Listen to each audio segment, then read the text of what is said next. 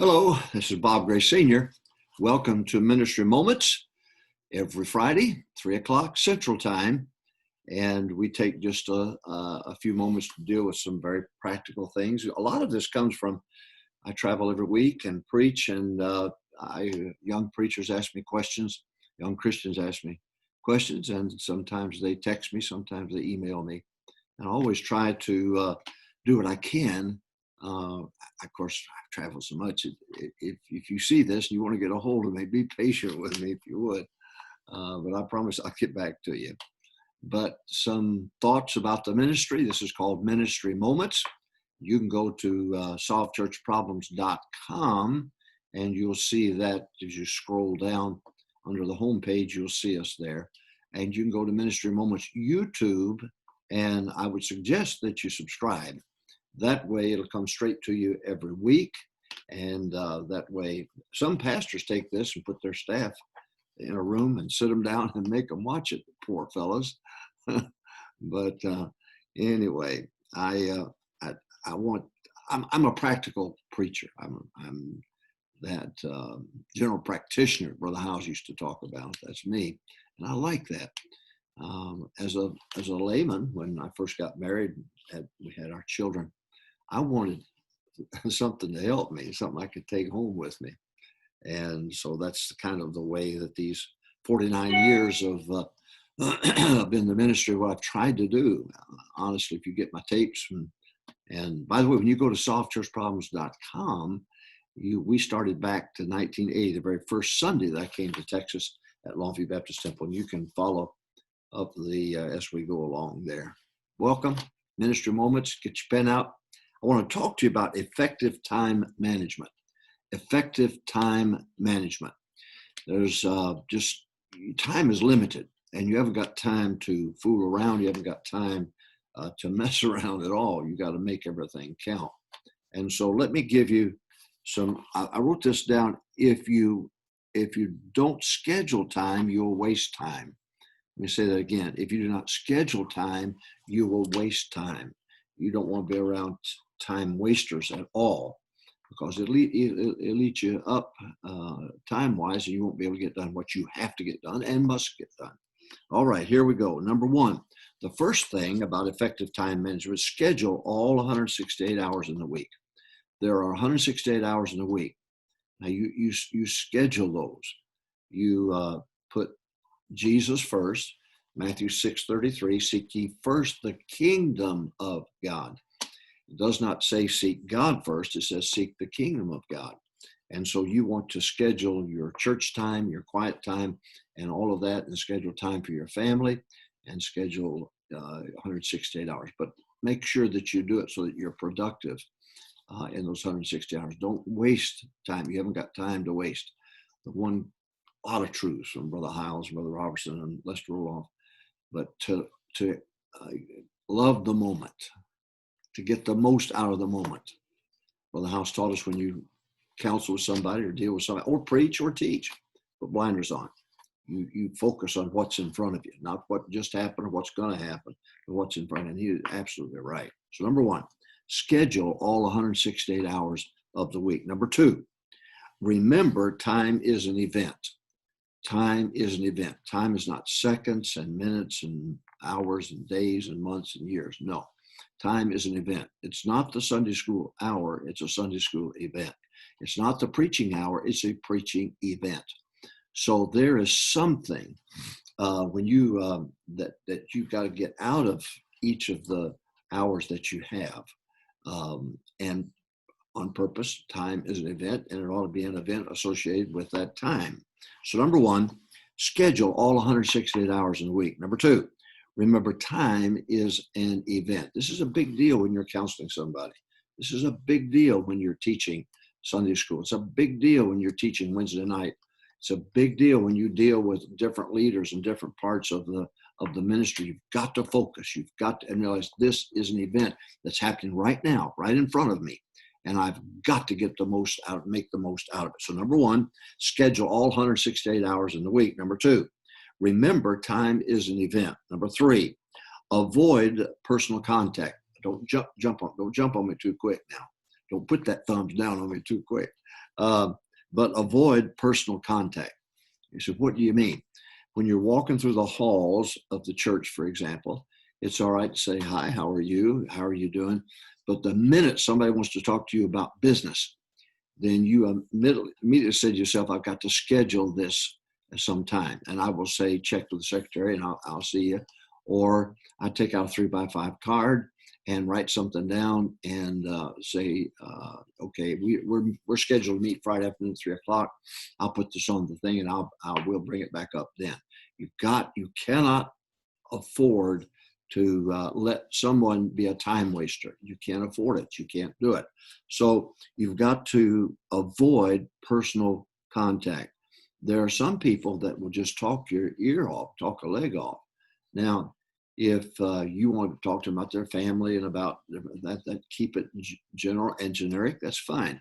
You do that. But when it touches on business, you avoid that. Don't do it then. Take out a 3x5 card, write it down, have it a time to where you can deal with it with them so that it's something that is dealt with. All right. So number one, schedule all 168 hours in a week. Put your life on paper. That's what we taught our staff to do. Put your life on paper. And when we went from a school year to a summertime, I had them turn it back in and so that I could help them not to hurt their families by being so involved in the ministry and so on. They didn't take time for their home. All right, so number one, schedule all 168 hours in a week. Number two, remember time is an event. Number three, avoid personal contact. What I mean by that is don't do business in the hallway. Don't do business at the altar down there when you're given an invitation or something. I got a question I need to ask you. That's fine. Give it a time. Next, use 3x5 cards. Carry 3x5 cards with you. I carry them in my pocket.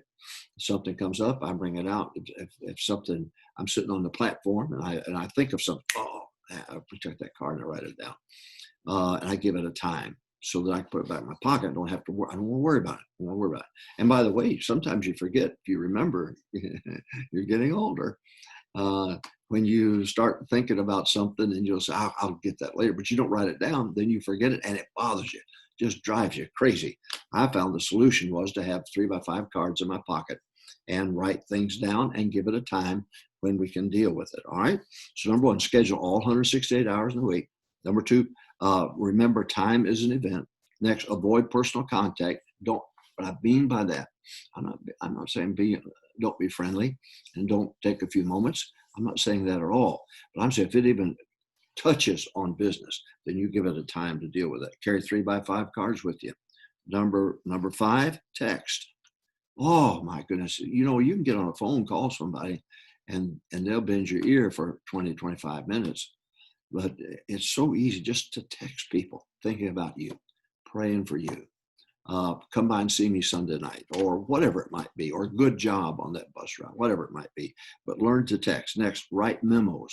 To your leaders. Write memos, and then keep the memo and put it in their file. I would have a file for every leader, and have a time to meet with them. And then I'd take those memos, a copy, and I'd put it in that file. That way, I'm reminding myself, when we go into that meeting, that there were some things I asked them to do or to check into. All right. I'm talking about effective time management now.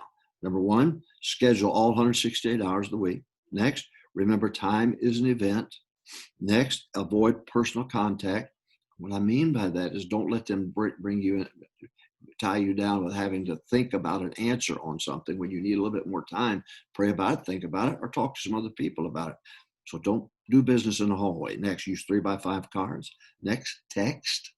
Next, send memos. And then number seven, schedule meetings with leaders. Every leader who's over an area, whether they volunteer or paid, it doesn't matter. If they're the head usher, if they're the head of the PA, if they're whatever it might be, then you want to meet with them so that they have access to you and can get from you the help that they need in order to do their job. You can't just give them a job. What you inspect, you expect. So you just simply want to say to them, I'd like to meet with you, say Saturday night, 7:00, or if they're paid like Thursday And I would have a regular time when I would meet with them. That lets them know I know their work is important. I want them to know that I know that's important. But it's so important, I've got to stick my nose into it. Okay. All right. So one, schedule all 168 hours. Next, remember time is an event. Next, avoid personal contact. Don't do business in the hallway. Probably should word that a little bit better, shouldn't I? Next, use 3x5 cards, blank cards, carry them with you, write things down, text, learn to do that. Send memos, keep a memo copy, and put it in their file. Next, schedule meetings with leaders. They ought to have a time where they meet with you and a file that you have.